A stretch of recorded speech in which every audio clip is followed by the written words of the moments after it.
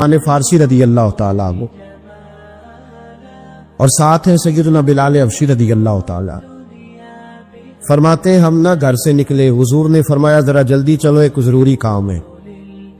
فرماتے ہیں بڑی تیزی کے ساتھ آج روٹین سے ہٹ کر محبوب نے تیز تیز قدم مبارک اٹھائے، تیز تیز، اور فرماتے ہیں ایک گلی ہم نے کراس کی، دوسری گلی میں جو پہنچے تو پھٹے پرانے کپڑے، سادی سی بی بی، اور حالت بتاتی تھی کہ بیچاری کسی غریب گھر کی ہے۔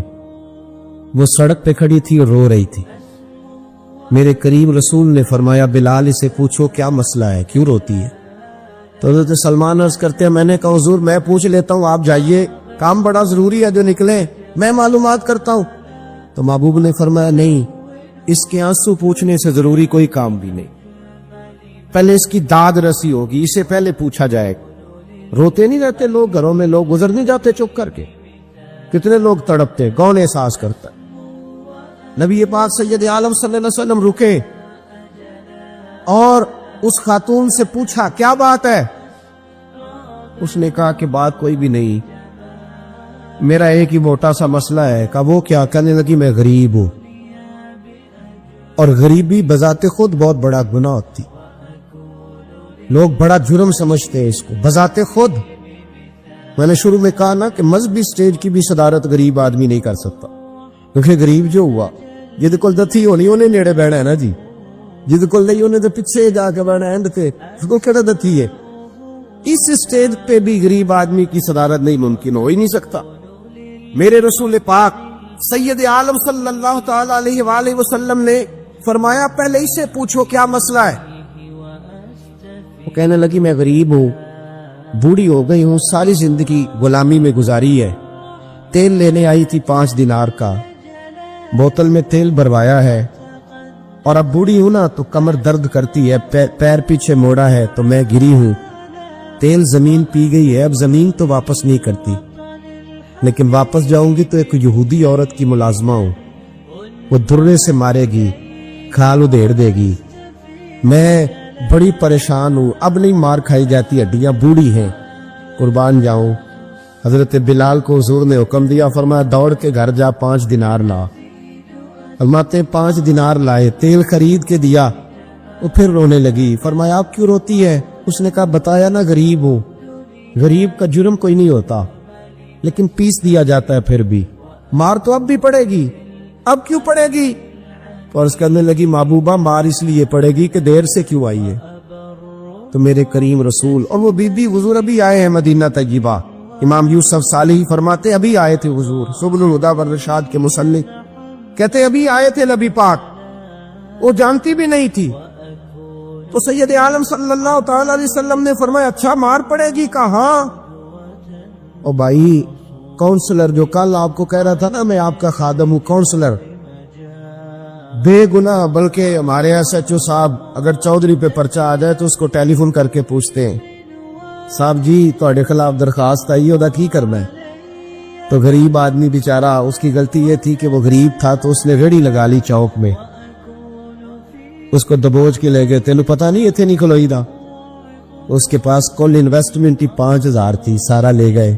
پھر وہ کونسلر صاحب کے پاس چلا گیا، سر میرے نال چلے آجے ذرا میں تھانے جانا ہے، انہوں نے کہا گڈی کرائی آ، پیسے ہیں نہیں ایویں تھانے جائیدا ہے۔ اب وہ گاڑی لایا ہے، پتہ نہیں کہاں سے لایا ہے، تھانے پہنچا ہے، اور یہ ہے ہمارا حال کہ وہ SHO بھی بیٹھا ہے کرسی پہ اور کونسلر بھی کرسی پہ بیٹھا ہے، اور وہ غریب پیروں میں بیٹھا ہے اور ہاتھ باندھ کے کہہ رہا میری ریڑھی دے چھڈو، میری 4 دھیاں نے تو میں شامی کھانا کھانا۔ کدھر گیا امت کا وہ ذوق؟ ساری زندگی نعتیں سننے والوں بتاؤ تو صحیح نعت نے تاثیر کیا دی ہے روح؟ اگر ابھی بھی گھاڑی غریب کے پاس کھڑی نہیں ہوتی تو پھر کیا اثر ہوا ساری زندگی نعت سننے کا؟ میرے مصطفیٰ کریم سید عالم صلی اللہ تعالی علیہ وسلم نے فرمایا اس خاتون سے، یہاں کونسلر ساتھ نہیں جاتا، کہتا کر لیا ٹیلی فون، سویرے 9 بجے پہنچ جانا، پر کائنات کی سب سے معزز شخصیت حضرت سیدنا بلال حبشی رضی اللہ تعالیٰ عنہ فرماتے ہیں میرے نبی پاک نے فرمایا بی بی چل میں تیرے ساتھ چلتا ہوں، گویا اللہ کی ساری رحمتیں اس کے ساتھ ساتھ چلنے لگی، اور آگے آگے نہیں، ساری کتابیں پڑھ لو، وہ پھٹے پرانے کپڑوں والی بی بی آگے آگے اور اللہ کے کریم رسول پیچھے پیچھے. ساری گلیاں اس نے پھرائی، مدینے کی صحرا آ گیا. ایک دروازے پہ دستک دی سے مالکن آئی. وہ بی بی بعد میں کہتی ہے میں بھی بڑی ڈاڈی تھی، طاقت ہی نہیں تھی میرے سامنے کو کھڑا ہو سکے، لیکن جب میں باہر نکلی تو میں نے نور کے حالے میں لپٹی ہوئی ایک عظیم ہستی کو دیکھا.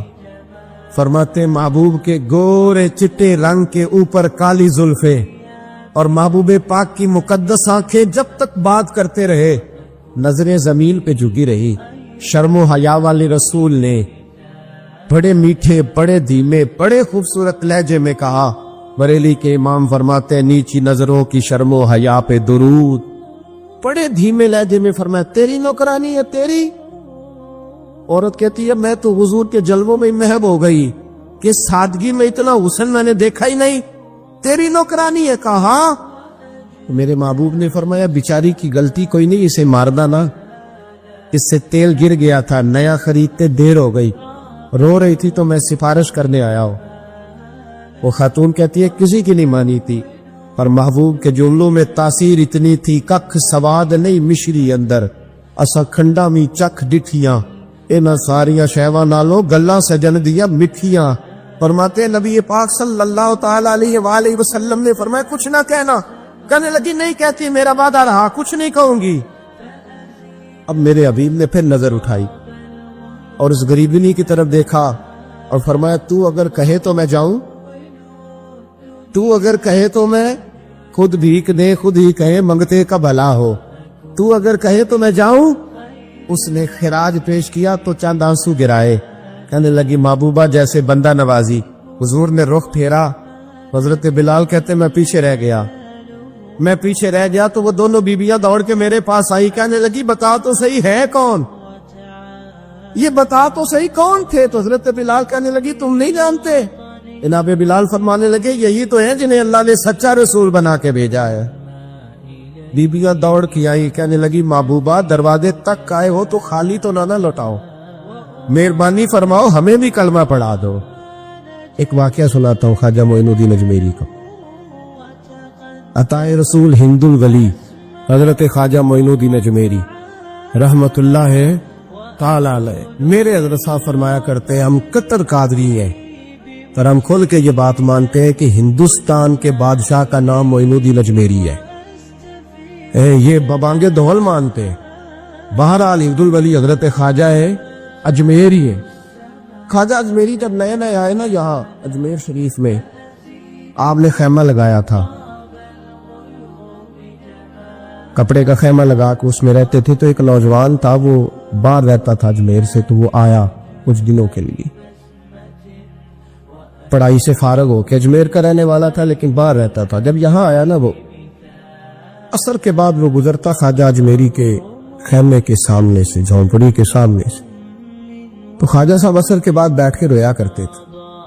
عاشق دا کام نہیں رونا تونا، بنا روئے نہیں منظوری، اے عاشق سدا ہی روندا رہندا پاویں وصل ہوئے تے پاواں دوری، رویا کرتے. تو نوجوان بڑا سادہ سا تھا، بچپن میں والد فوت ہو گئے، صرف ماں ہی ماں تھی. ایک دن اماں سے جا کے کہنے لگا یہ مسلمانوں کا سادھو روتا کیوں ہے؟ اماں کہنے لگی مجھے کیا پتا. بچہ کہتا میرے اندر تجسس بڑھ گیا کہ بابے سے پوچھوں تو صحیح کیوں روتا. 2 4 5 10 دفعہ میں گزرا. ایک دن بے چین ہو کے میں کمرے میں چلا گیا اجرے میں. تو میں نے کہا بابا کیوں روتے ہو؟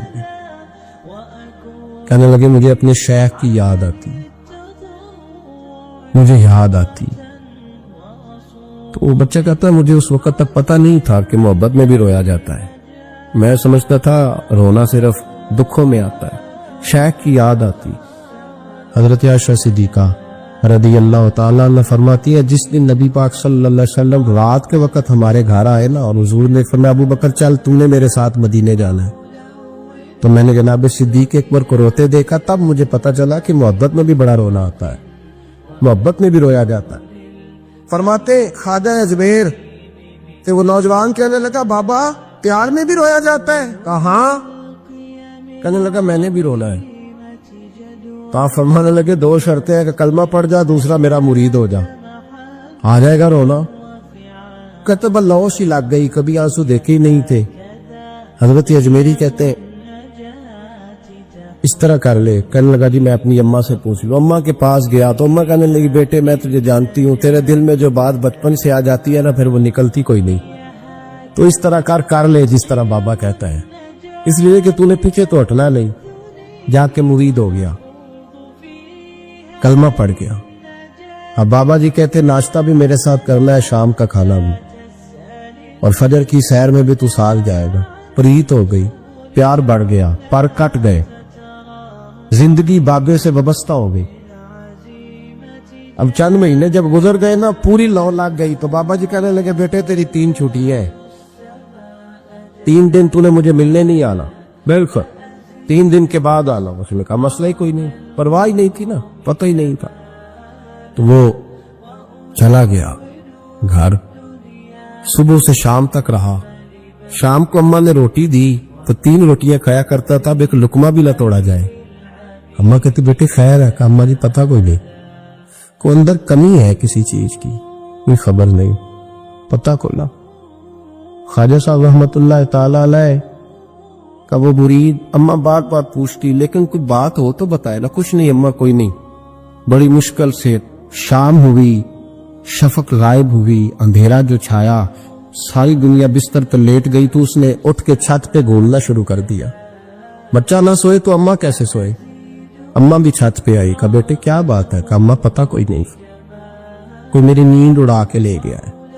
بیٹے تو نے روٹی بھی نہیں کھائی. کہا اماں کوئی نہیں پتا, کوئی پتا لو. جب 12 بجے کے بعد کا وقت آیا تو پھر ہلکے ہلکے آنسو نکلے, اور جب سحری چمکی تو دھاڑے مار کے رویا. بیٹے کیا ہوا. کہا اماں میں نے بابا جی کے پاس جانا ہے, اسے کہہ مہربانی کرے, میں نہیں, یہ جدائی میرے بس کا روگ نہیں, اب نہیں میں نہیں رہ سکتا. فجر کی نماز پڑھ کے تو اماں گئی, کہنے لگی مہربانی کر اسے بلا. تو بابا جی کہنے لگے اسے کہہ ابھی تو 1 دن گزرا ہے, ابھی تو وقت بڑا پیچھے ہے, ابھی ٹائم ہے. بس اگلے دن کی جو شام ہوئی تو ماں کے قدموں میں گر گیا. کہنے لگا خدا کا واسطہ اسے کہو میرا نہیں گزارا ہوتا, اب نہیں, آبادی ہو گیا ہو, اب اگر اس کی دید کا نشہ نہ ملا تو مر جاؤ. حضرت اجمیری رحمت اللہ علیہ کے پاس اماں روتی ہوئی آئی. کہنے لگی بابا مجھے نہیں پتا تیرا اس کا رشتہ کیا ہے, میں تو ماں ہوں.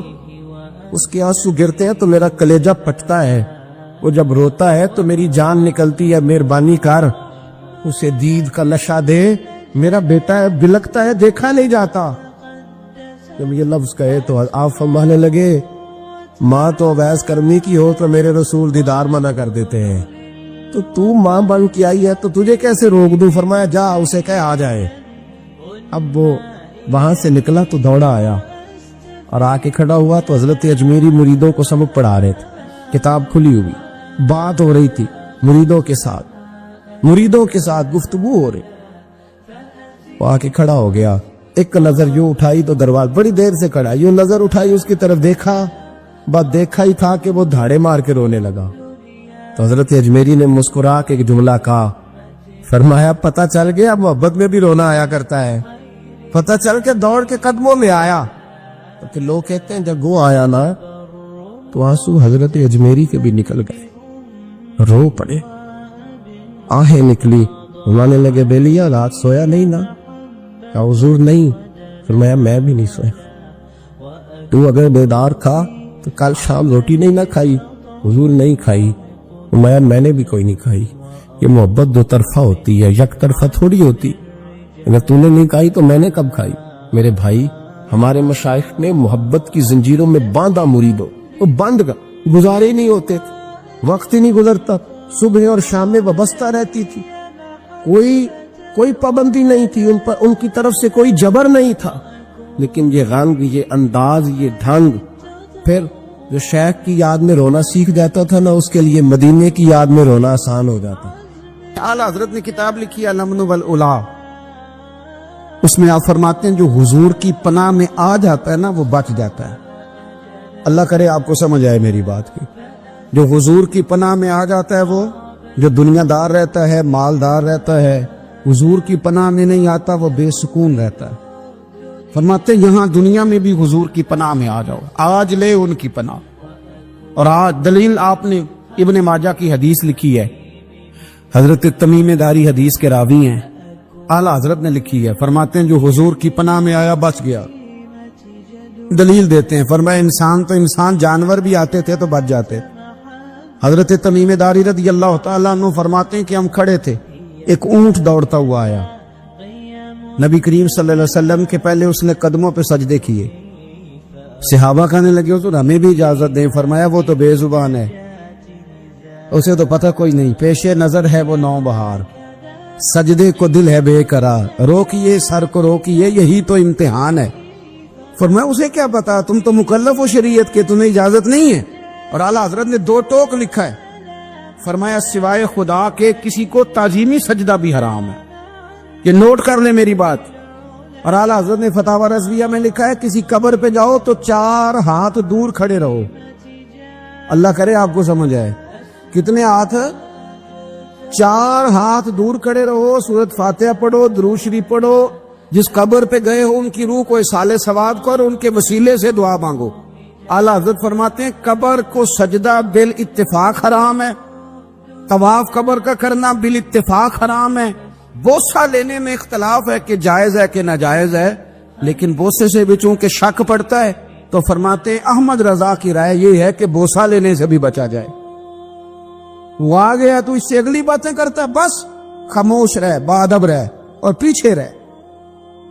تو حضرت تمیم داری کہتے ہیں یہ حدیث اعلیٰ حضرت نے لکھی ہے لمن والعلا میں، فرماتے ہیں کہ اونٹ نے پہلے سجدہ کیا، قدم چومے، پھر اس نے حضور کے کان میں کوئی بات کہی، روزے دے دوالے نے غلاماں دیاں ٹولیاں، ایک پیا سندا کروڑاں دیاں بولیاں، یعنی اونٹ نے بات کی تو حضور نے وہ بھی سن لی۔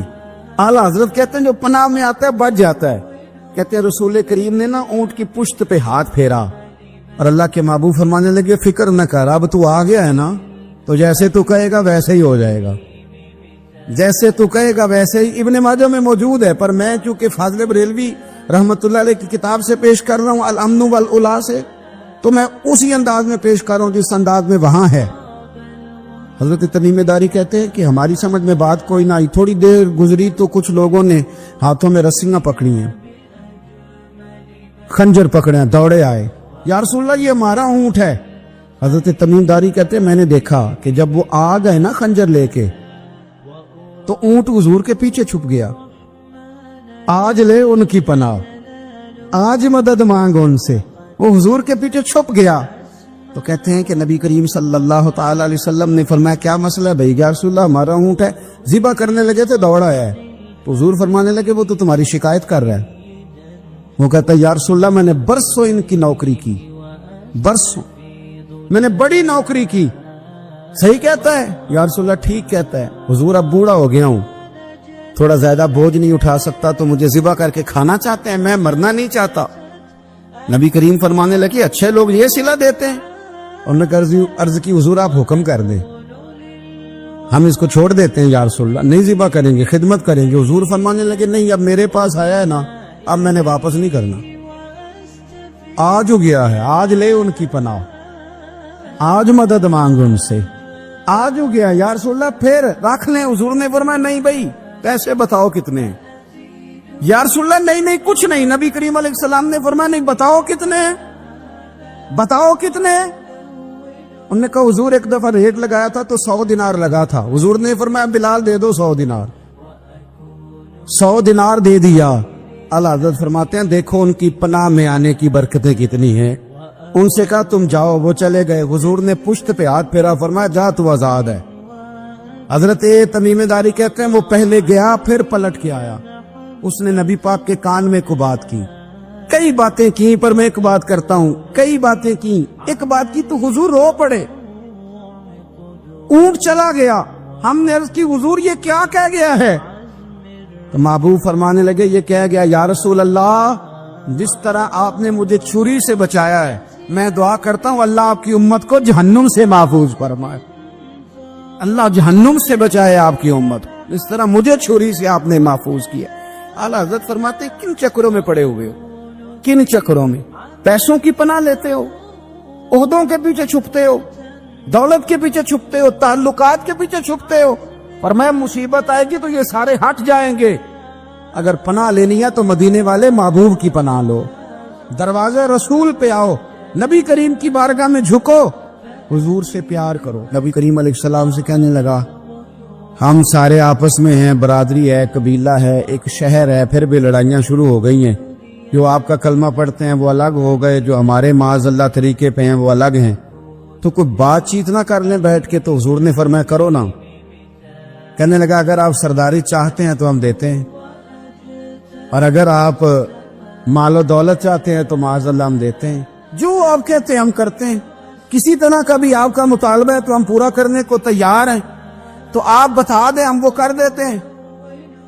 وہ بڑی اس نے لمبی چوڑی تقریر کی، جتنی آفریں گنا سکتا تھا گنوائیں، کریم خاموش رہے۔ جب اس کی بات پوری ہو گئی تو حضور فرمانے لگے میں بھی کچھ بولوں؟ کہنے لگا بولنے۔ میرے نبی پاک نے قرآن پاک پڑھنا شروع کر دیا، چند آیتیں پڑھی، کھڑا تھا بیٹھ گیا، پھر اٹھ پڑا، کبھی ادھر جاتا ہے کبھی ادھر آتا ہے۔ حضور نے تلاوت ختم کی، کہا کوئی بات کرنی ہے؟ کہنے لگا نہیں مجھے اجازت دے دے۔ واپس گیا، جب گیا نا تو ابو جہل دور سے دیکھ کے کہنے لگا جو گیا تھا وہ تو عتبہ تھا، اور یہ جو آ رہا ہے یہ کوئی اور ہے، یہ کوئی اور ہے، یہ وہ نہیں ہے جو گیا تھا۔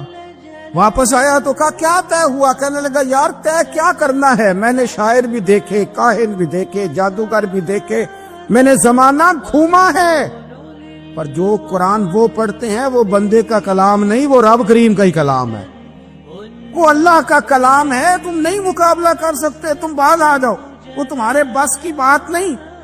تیرے آگے ہیں یوں دبے لچے فصحا عرب کے بڑے بڑے، کوئی جان منہ میں زبان نہیں بلکہ جسم میں جان نہیں، اور کروں تیرے نام پہ جان فدا، نہ بس ایک جان دو جہاں فدا، میرا دو جہاں سے بھی نہیں جی بھرا، میں کروں کیا کروڑوں جہاں نہیں۔ طفیل بن عمر دوسی مکہ شریف آئے تجارت کے لیے، پہلے بھی آیا کرتے تھے، کہتے ہیں میں بہترین شاعر تھا، مکے آیا سامان بیچتا تھا، کچھ خرید کے لے جاتا تھا۔ ابو جہل مجھے کہنے لگا تو ہمارا دوست ہے، پرانا سجن ہے، تیرا آنا جانا ہے، اور تجھے یہاں اس شہر میں چونکہ تو ہمارا مہمان ہے تو ہر بات سے آگاہ کرنا ہمارا ذمہ داری ہے۔ یہاں ایک شخص ہے محمد ابن عبداللہ، محمد ابن عبداللہ صلی اللہ تعالی علیہ وسلم اعلان نبوت کرتے ہیں، اور معاذ اللہ شاعر ہیں، جادوگر ہیں، ان کی تو نے بات نہیں سننی۔ کہتا میں نے کہا مجھے کیا ضرورت ہے، میں نے چند ہفتے ٹھہرنا ہے، مال بیچنا ہے، کچھ خریدنا چلے جانا ہے، مجھے کیا ضرورت ہے؟ کہا اچھا میں نہیں سنوں گا بات۔ کہتا مجھے نظر آئے کئی دفعہ حضور، اور جہاں حضور ہوتے تھے میں قریب ہی نہیں جاتا تھا۔ کہتے ہیں ایک دن نا حرم شریف میں سادے سے کپڑے اور پاؤں میں سونے جوتے اور سر پہ یوں امامہ کے جیسے فرشتے بھی جھک جھک کے زیارت کرتے ہیں۔ کہتے ہیں کہ نور بھرے کیفیات حضور تشریف لائے، اور تشریف لا کے رسول کائنات علیہ السلام حرم کعبہ کے ساتھ ٹیک لگا کے بیٹھ گئے، سر سے لے کر پاؤں تک تنویر ہی تنویر ہے۔ حضور تشریف فرما ہوئے، قرآن پاک پڑھنے لگے۔ میں جب حضور کے قریب سے گزرتا تھا تو کانوں میں روئی دے کے گزرتا تھا، پر طفیل کہتے ہیں آج نہ تھوڑی سی آواز میرے کانوں میں گئی، قرآن پڑھا محبوب نے۔ اور ویسے بھی کیا کمال ہوگا جب یاسین والے نبی خود یاسین پڑھتے ہوں، جب طٰہٰ والے نبی اپنی زبان سے طٰہٰ کی تلاوت کرتے، وَالضُّحَىٰ وَاللَّيْلِ اِذَا سَجَىٰ جن کے بارے میں آیا جب وہ تلاوت کرتے ہو، الم نشرح لک صدرک جن کے سینے کی تعریف اللہ نے کی، جب وہ ان آیتوں کی تلاوت کرتے ہوں گے تو کیا شان ہوگی، جن کو رب کہے وَلَسَوْفَ يُؤْتِيكَ رَبُّكَ فَتَرْضَىٰ حبیب تجھے اتنا دوں گا کہ تو راضی ہو جائے گا۔ تو جب حضور خود یہ آیتیں پڑھتے ہوں گے تو انداز کیا ہوتا ہوگا۔ کہتے وہ تھوڑی آیتیں سنی پر قربان جائیں میرا تو کو دل ہی بدل گیا۔ میں بڑا بہترین شاعر تھا، لفظوں کے تراشے مجھے خوب آتے تھے، الفاظ کے بام و در سے میں آگاہ تھا، اچھا ادب میں جانتا تھا، پر میں نے کہا یہ کلام، یہ انداز، لو انزلنا هذا القرآن على جبل لرأيته خاشعا متصدعا من خشیۃ اللہ، یہ انداز پتھروں پہاڑوں پہ جائے تو وہ ریزہ ریزہ ہو جائیں۔ کہتے ہیں تھوڑا سا پڑا قریب نے، اور پھر نظریں جھکائے ہوئے، حضور اپنے گھر گئے، سرکار چلے تو میں پیچھے پیچھے، حضور گھر میں چلے گئے تو میں نے دروازے پہ دستک دی، باہر آئے، سلام لی، میں نے کہا محبوبہ وہ جو آپ پڑھ رہے تھے تھوڑا اور نہیں سنا دیتے، تھوڑا اور نہیں تلاوت کر دیتے؟ کہتے ہیں رسول پاک نے نا پھر قرآن پڑھنا شروع کیا، میں کبھی بیٹھتا تھا کبھی اٹھتا تھا، جب حضور نے تلاوت مکمل کی تو میں نے آگے بڑھ کے ید اللہ والا ہاتھ تھاما اور دست مبارک پکڑ کے کہا سونیا یہ مجھے کہتے تھے نہ سننا، میں نے زمانہ دیکھا ہے، میں کوئی عام آدمی نہیں، میں سردار ہوں، میں نے دنیا دیکھی ہے، مجھے قسم ہے جو آپ کی زبان سے نکل رہا ہے وہ بشر کا کلام نہیں، آپ مجھے کلمہ پڑھائے میں مسلمان ہونا چاہ کر۔ بڑے بڑے کفل ٹوٹے، حضرت عمر بھی آئے تو آئے قرآن کی تاثیر کی برکت سے۔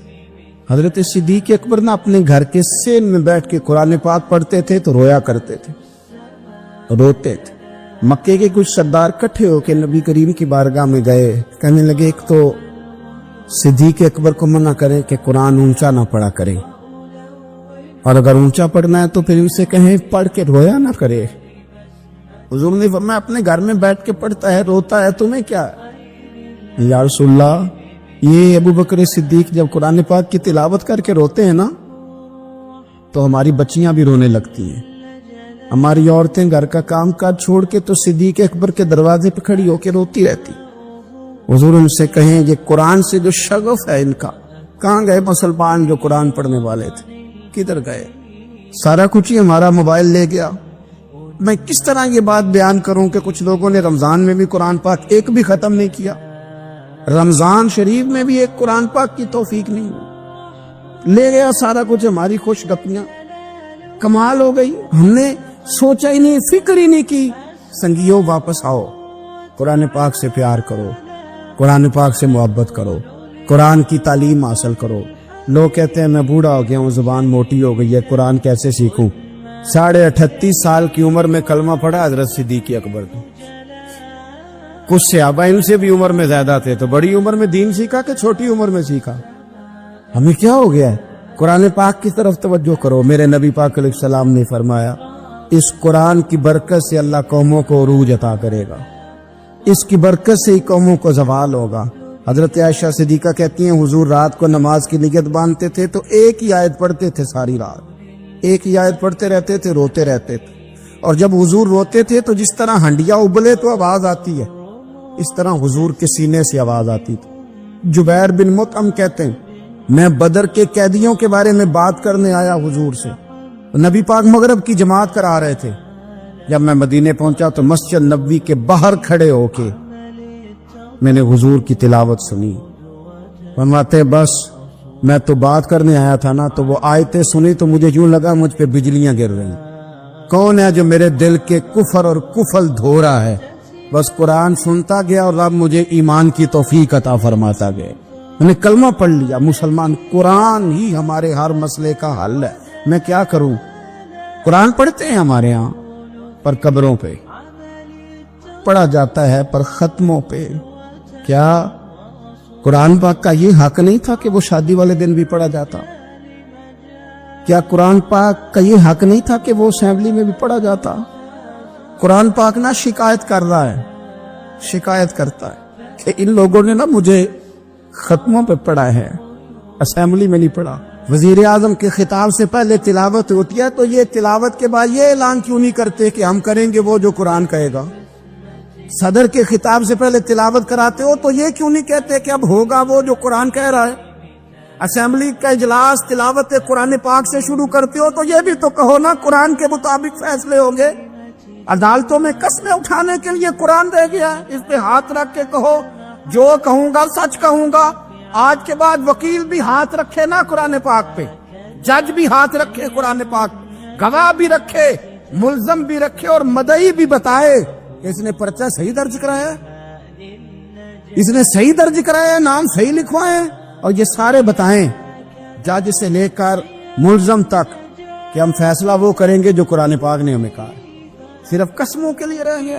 2 صورتیں پڑھنی نہیں آتی اور تم بیچ میں قرآن پاک کو لا کے قسمیں اٹھاتے ہو۔ وہ تاجر جو دکان شروع کرنے سے پہلے تلاوت کراتا ہے کس لیے کراتا ہے؟ کہ میں تجارت قرآن پاک کے مطابق کراؤں گا، اس لیے کراتا ہے۔ وہ تو کہتا ہے ذرا دکان صحیح چلے، ذرا برکت آ جائے۔ برکت میری تلاوت کرانے سے نہیں آئے گی، قرآن کے مطابق تجارت کر، پھر زیادہ برکت آئے گی۔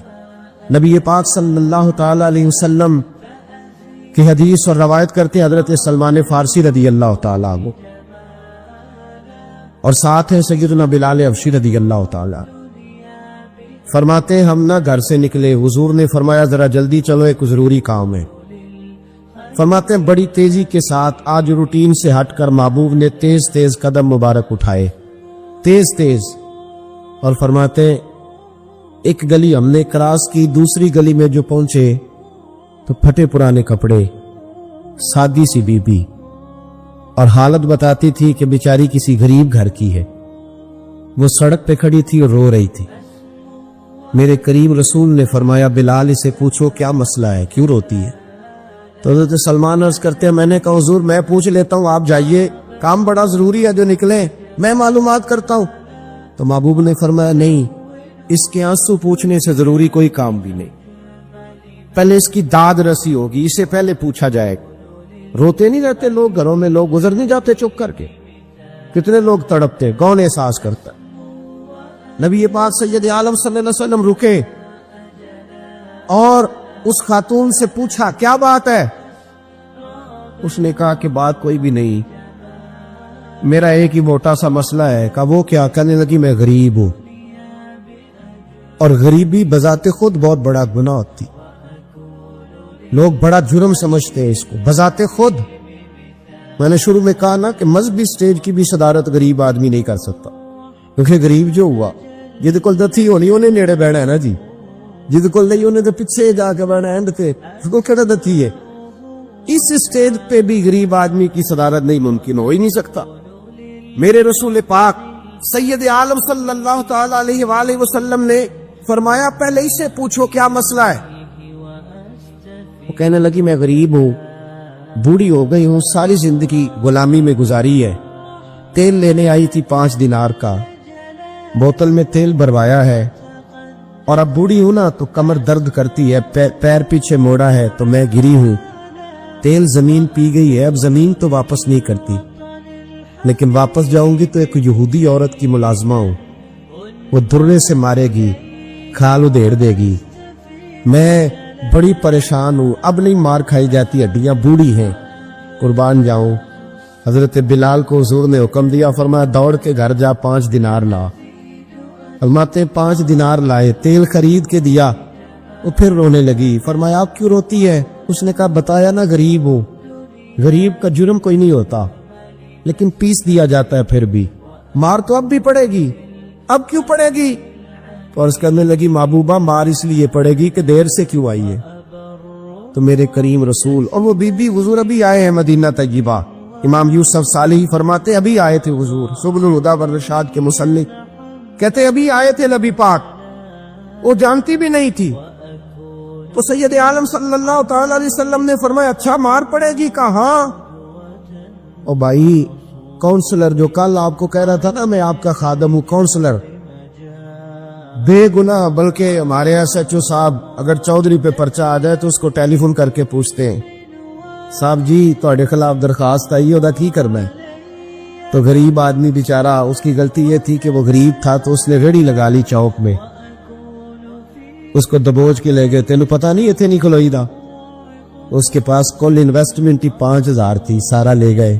پھر وہ کونسلر صاحب کے پاس چلا گیا، سر میرے نال چلے آجے ذرا میں تھانے جانا ہے، انہوں نے کہا گڈی کرائی آ، پیسے ہیں نہیں ایویں تھانے جائیدا ہے۔ اب وہ گاڑی لایا ہے، پتہ نہیں کہاں سے لایا ہے، تھانے پہنچا ہے، اور یہ ہے ہمارا حال کہ وہ SHO بھی بیٹھا ہے کرسی پہ اور کونسلر بھی کرسی پہ بیٹھا ہے، اور وہ غریب پیروں میں بیٹھا ہے اور ہاتھ باندھ کے کہہ رہا میری ریڑھی دے چھڈو، میری 4 تھیاں نے تو میں شامی کھانا کھانا۔ کدھر گیا امت کا وہ ذوق؟ ساری زندگی نعتیں سننے والوں بتاؤ تو صحیح، نعت نے تاثیر کیا دی ہے روح؟ اگر ابھی بھی گھاڑی غریب کے پاس کھڑی نہیں ہوتی تو پھر کیا اثر ہوا ساری زندگی نعت سننے کا؟ میرے مصطفیٰ کریم سید عالم صلی اللہ تعالی علیہ وسلم نے فرمایا اس خاتون